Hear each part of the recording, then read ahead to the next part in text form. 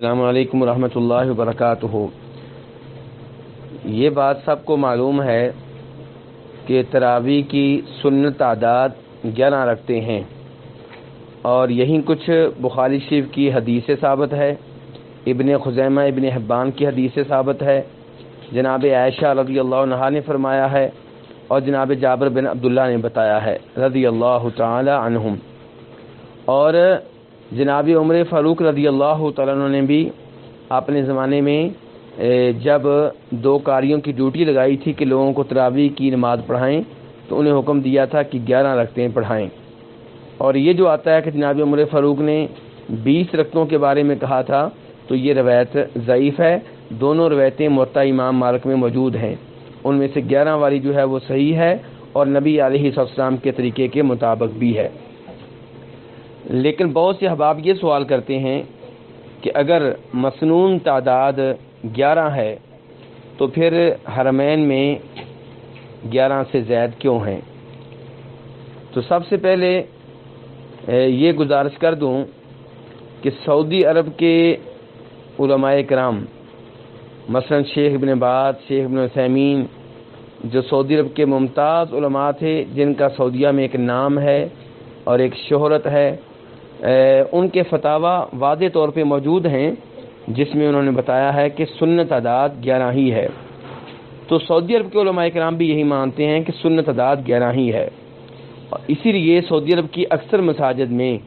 11 رکعتیں ہی پڑھائی جاتی ہیں۔ کچھ مساجد میں 20 یا 23 رکعتیں پڑھائی جاتی ہیں، یعنی کہ 20 نفل اور 3 وتر، ان میں سے مسجد نبوی بھی ہے، مسجد حرام بھی ہے۔ تو گزارش یہ ہے کہ ہم سب کو معلوم ہونا چاہیے کہ سعودی حکومت کا مزاج کیا ہے۔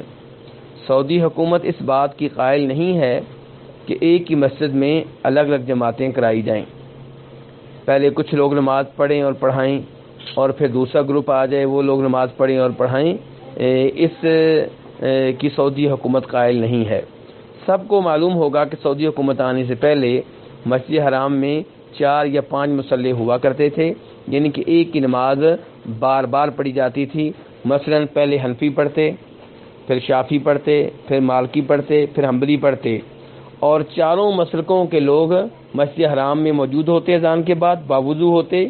لیکن ہر کوئی اپنے امام کے پیچھے نماز پڑھتا اور دوسرے امام کے پیچھے نماز پڑھنے کے لیے تیار نہ ہوتا کہ ان کا مسلک اور ہے، ہمارا مسلک اور ہے۔ اور ہم اللہ کا شکر ادا کرتے ہیں اور شاہ عبدالعزیز رحمہ اللہ کو دعائیں دیتے ہیں، جو موجودہ بادشاہ کے والد محترم تھے، جنہوں نے حکومت میں آتے ہی اس چیز کو ختم کیا اور کہا ایک ہی امام نماز پڑھائے گا، سب اس کے پیچھے نماز پڑھیں گے، سب مسلمان ہیں، وہ بھی مسلمان ہیں۔ اور اللہ کا شکر ادا کرتے ہیں کہ ٹی وی کا زمانہ آنے سے پہلے، ویڈیو کا زمانہ آنے سے پہلے یہ چیز ختم ہو گئی کہ مسلمان الگ الگ اللہ کے سب سے عظیم گھر میں نماز پڑھیں۔ تو آج کل مسجد نبوی، مسجد حرام میں 20 رکعتیں ہوتی ہیں، 3 وتر ملا کر 23، تاکہ 20 کے قائل انہی کے پیچھے نماز پڑھیں، اور جو 10 یعنی کہ 10 نفل اور 1 وتر 11، یا 8 نفل اور 3 وتر 11 کے قائل ہیں، وہ ان میں سے کسی ایک امام کے پیچھے نماز پڑھ لیں، پہلے امام کے پیچھے یا 2 کے پیچھے، کیونکہ ایک سے زائد امام نماز پڑھاتے ہیں۔ لیکن یہ کہ الگ جماعت ہو، پہلے 11 رکعتیں امام صاحب پڑھائیں، پھر کوئی گروپ آ جائے اور وہ الگ سے نماز پڑھیں، سعودی حکومت اس کی قائل نہیں ہے۔ ویسے بھی سعودی علماء کرام کا یہ فتویٰ بالکل واضح ہے کہ سنت مسنون افضل تعداد جو ہے وہ 11 رکھتے ہیں، لیکن کمی بیشی کی اجازت ہے۔ تو اس لیے یہاں پہ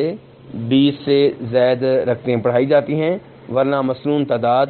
بلا شک و شبہ 11 رکعتیں ہی ہیں۔